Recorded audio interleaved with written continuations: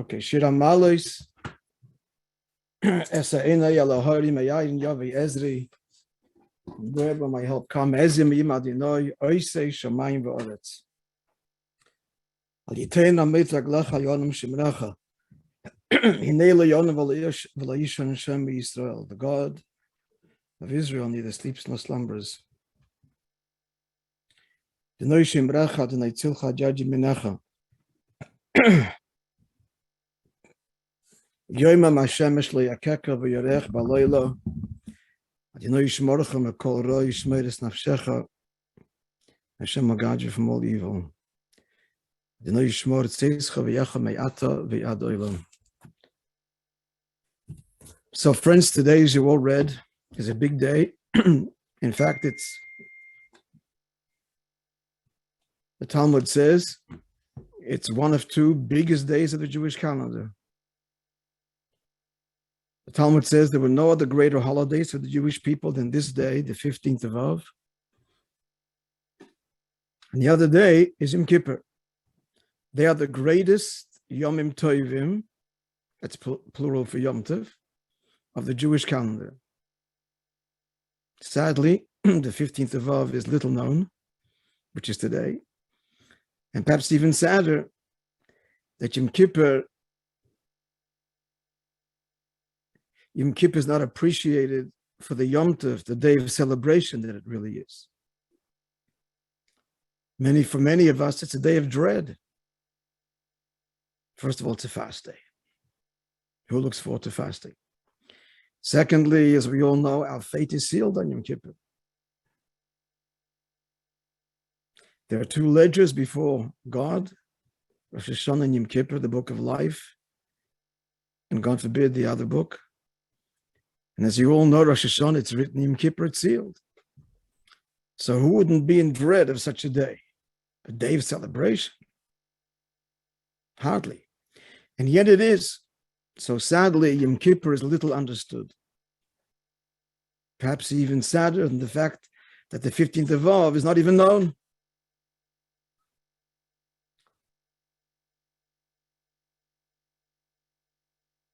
But today is the 15th of Av, so we'll talk about the 15th of Av.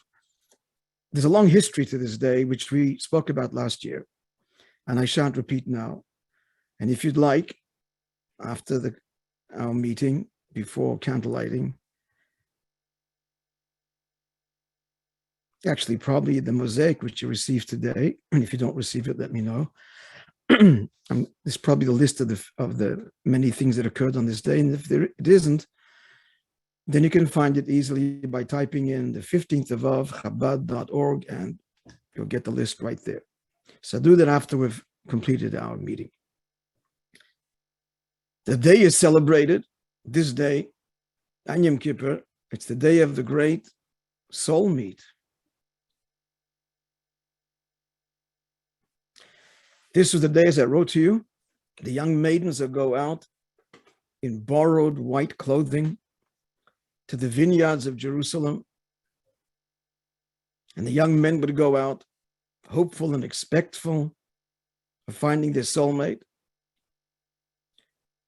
And the maidens would dance, the young men would be there, and there would be a conversation between the young women and the young men. And who began the conversation? She does. And these are her opening words. Each one of them would say, young man, raise your eyes. So einecha, lift up your eyes. And see that whom you would choose as a wife. Now that's fascinating. Lift up your eyes. You don't think the guys are looking at them to begin with? Their eyes were not cast downward, I can assure you. They went out to the vineyards and they went to see the girls. They went to find their bashert. For the same reason the girls went, to find their bashert. That's why they all went. So of course they're looking. Why does she say young man? Bocher means young man. So einacha. In Yiddish, hebt auf die Augen. In English, lift up your eyes as if they were downcast or looking downward, as if they were directed to the earth, and she must tell him to raise your eyes. So I'm sure you can all appreciate this profound symbolism and a profound message here.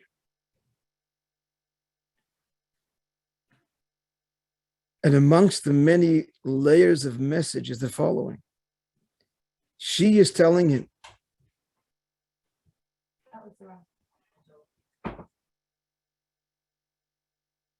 you're looking for your soulmate.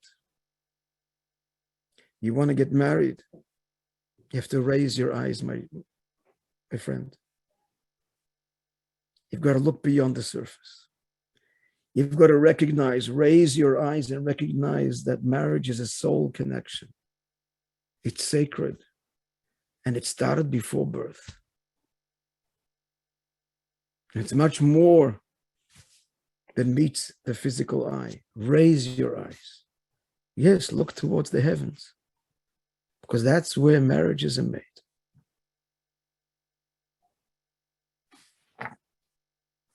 Which means that for the marriage, not just to endure, which is a huge achievement, but that's not enough because that could be painful. And it's not meant to be painful. It's meant to be truly blissful. So for the marriage, not just to endure, but to flourish, we need to remember that our connection is a soul connection.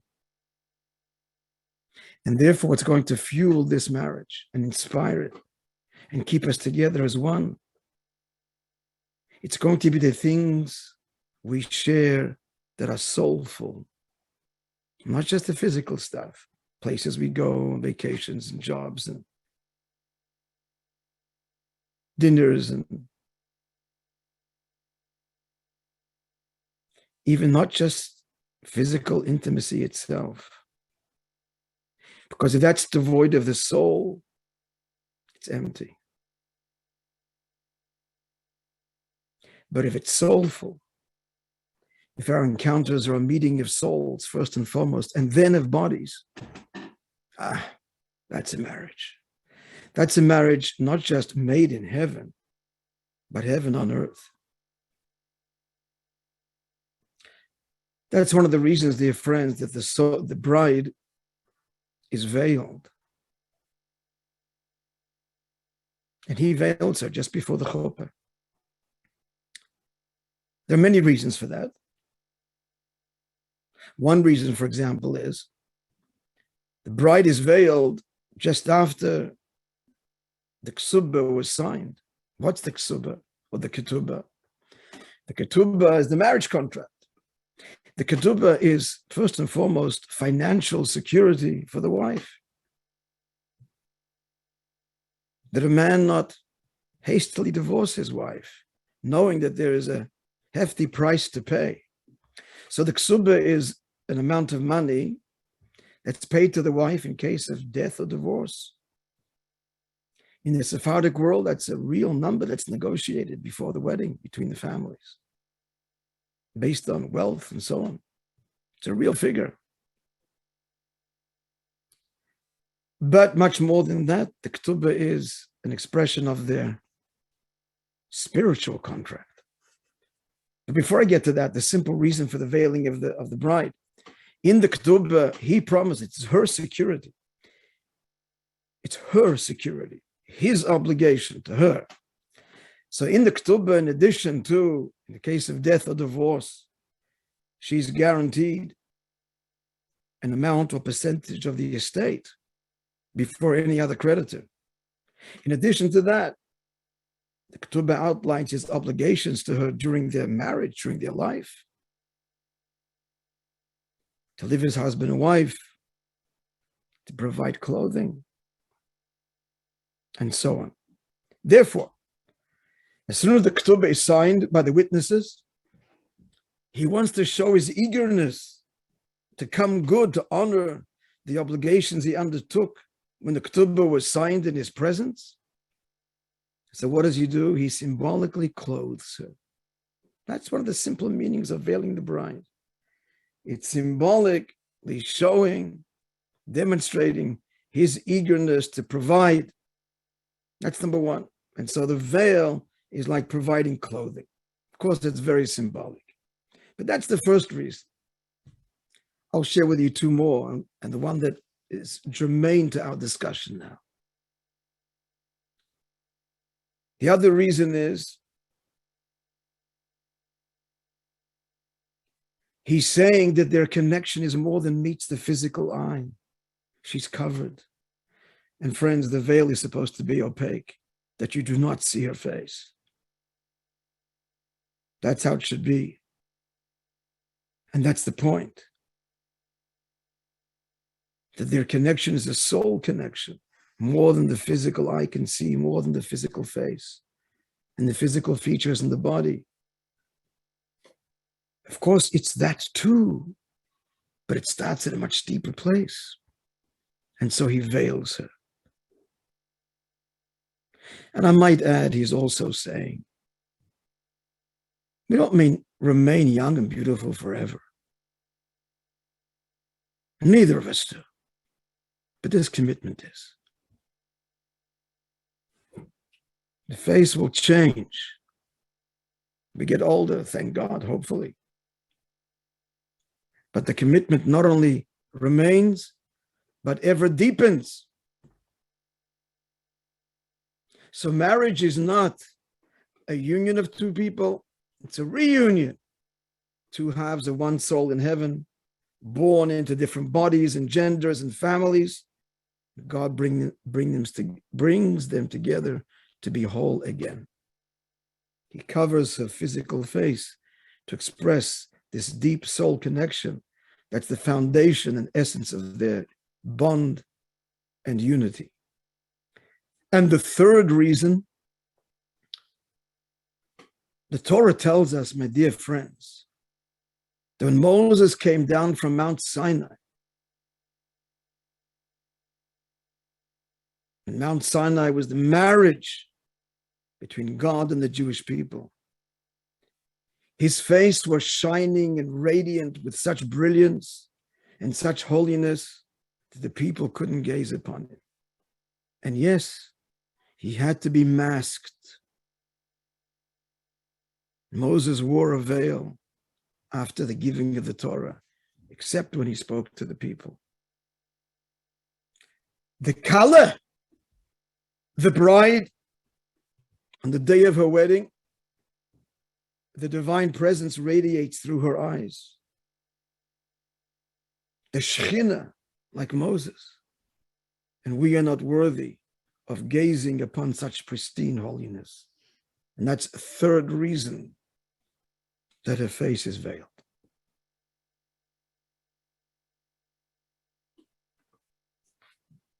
You can imagine, with such an appreciation, understanding, we then go to the chuppah.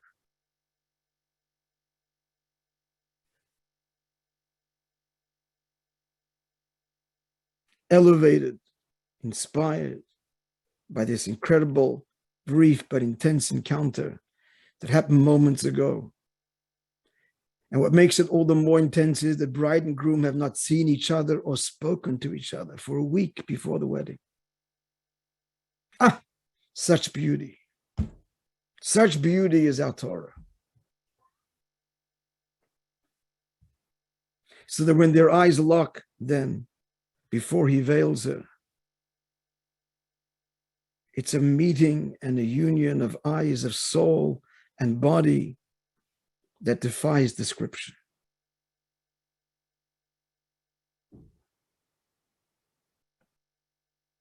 And they go to the chuppah.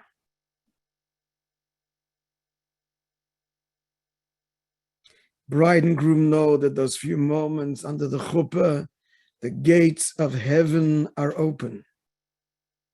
Friends, the day of the wedding, which is the 15th of Av, this is one of those days. What a bride and groom busy with this whole day on the wedding day, friends. The answer is teshuvah, cleansing, prayer. Everybody knows you don't speak to the bride and groom of the day of the wedding. The prayer book, the little Tehillim, does not leave her hands from the moment she wakes up to the moment she comes to the wedding hall. And even in the wedding hall, sitting on her throne before she's veiled by her husband-to-be, her little book of Psalms remains in her hands and she's praying. First and foremost, for a marriage of love and respect and peace, for healthy children, that God be a partner in their union, that it be a sacred union, that they feel that they are soulmates. And she's praying for friends, relatives who need blessings. She's praying for the world. Under the chuppah, my dear friends, under the chuppah, bride and groom, sometimes you'll see, I don't know if you ever saw this, you never saw such a chuppah. What can I say? You come to my son's chuppah, you'll see it. You're all invited. She'll take out a little note.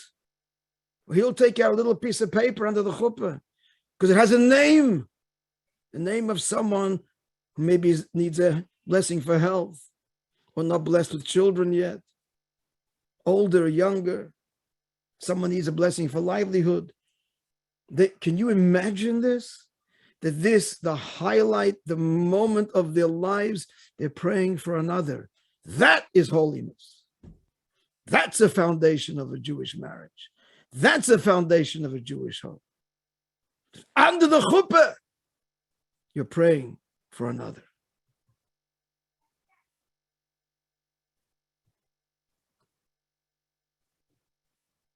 And then, friends, as you've seen, when they go to the wedding hall after the chuppah, after they've been in seclusion, right after the chuppah, they're in seclusion, bride and groom. Friends, this is the first time in each of their lives they were alone with a member of the opposite gender. You know how powerful that is? Because the Torah forbids that. You may not be in seclusion with a member of the opposite sex unless it's your wife or your daughter, of course. But with another woman, you're forbidden. How genius is this? Brilliant! How many lawsuits have been avoided? How much anguish and pain? Hasidic doctors know this. The door is always ajar. There's always a nurse in the room. Never alone. Alone? That's with your wife. For the first time, they're alone. That's so powerful. For the first time, they will touch. For the first time, a hesitant kiss, full of promise, murmurs of union that they have never tasted, only dreamt about, and now is going to divinely unfold. The wedding night. Holiness, kedusha, tahara, purity, beauty, innocence, eternity. And the wedding celebration itself, friends. I've told you about it, and you've seen it, I hope, and you should see it, and see it by your grandchildren, great-grandchildren. Hayidische chasana. You know, I've been to weddings, and you know this very well. Me tanzt, me hullet, me springt, and bride and groom could leave and nobody would know. Because everybody is having a good time. That's not why you go to a wedding. You don't go to a wedding to have a good time. You go to a wedding to bring joy and honor to bride and groom. It's a mitzvah. Mitzvah means an obligation. Of course you should enjoy it. That's not why you go. You're going to fulfill your divine obligation to bring joy And so the bride and groom are the center of attention all night and danced with. And no one's distracted by anybody else, which is why the men and women are separated. Halavah, you dance with your own wife, but we know what happens. He's dancing with his wife and looking at the other one. He's human. That's what's going to happen if you mix everybody up. So Torah says, don't tempt yourself. Don't try and be something you're not. It's a beautiful mechitza. The women dance here and the men are dancing here. And they're focused on the bride and focused on the groom. And the bride and groom will come together and will dance around them. No distraction, pure holiness. Not just for the first horror 5 minutes. The whole night.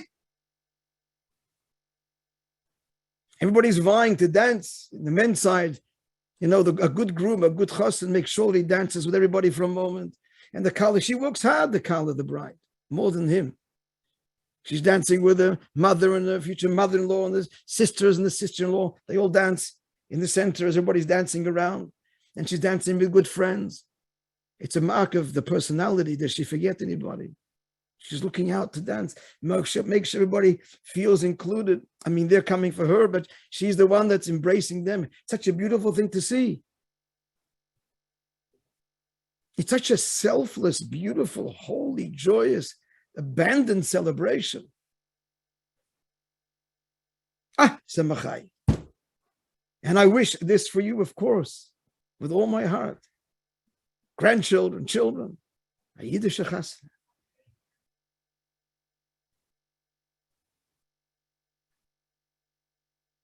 Food is kosher, go to that saying. Then there's a grace after meal, 7 blessings, the end of the meal. What an honor to be given one of those 7 blessings.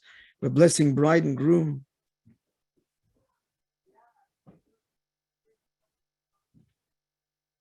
So this is one of those days, friends. The 15th of Av is one of those big days when it all happens. When they meet in the proverbial vineyards of Jerusalem.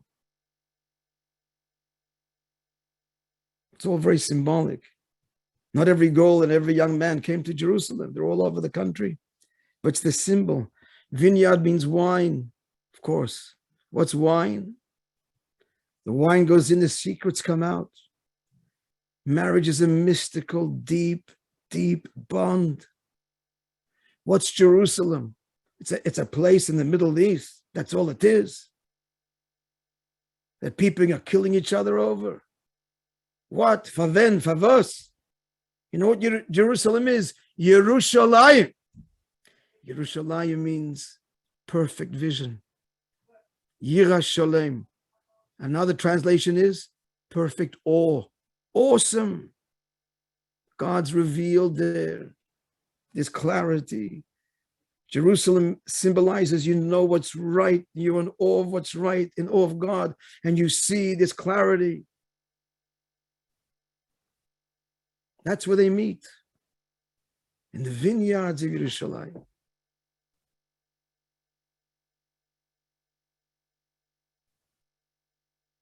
Awe, respect, clarity. What's right, what's wrong, borders, boundaries. What's appropriate, what's not. These are the foundations of a marriage. Proper borders. Yerushalayim, proper awe, respect. There's so much more, friends. Endless. We can talk about what a marriage is. And the good news is it's not, well, we got married, so it's over. We didn't have it. The good news is every second the marriage is happening again. Spiritually.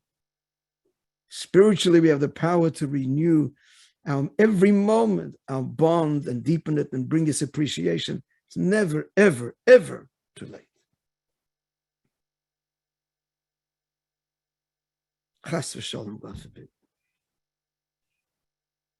And of course, the messages that we're learning now don't just apply to marriage. It's with us and God, and in the broader sense, with our fellow man. In the broader sense, the looser sense. There's so much. Aber es ist spät. The days are getting shorter. We're bringing Shabbos a little bit early. So I want to wish you, friends, today, the 15th of Av, Look up in the sky. If the sky will be clear, you'll see the moon is full. That means it's in alignment with the sun. Symbolic of God and the Jewish people, aligned, face to face. Powerful day, the 15th day of the month of Av, especially because it comes after the tragedy of Tisha B'Av, last Sunday, last Shabbat. So the union now is all the richer and all the deeper after such painful separation. So it's a very joyous day today, and it spills over into Shabbos tonight. So celebrate it. Celebrate those of us blessed with a partner. Celebrate together, say l'chaim together. Those that were blessed that we had a partner for the years that God allotted, we should celebrate that we had that gift and know that the connection still remains even now. And all of us that are praying for our children and grandchildren, they should find their soulmates. Today's the day, tonight's the night. Tonight's the night, today's the day to pray for marriage, for union, and to appreciate its blessing, the past, the present, and the future. With happy hearts, humbled hearts, but happy hearts, grateful hearts.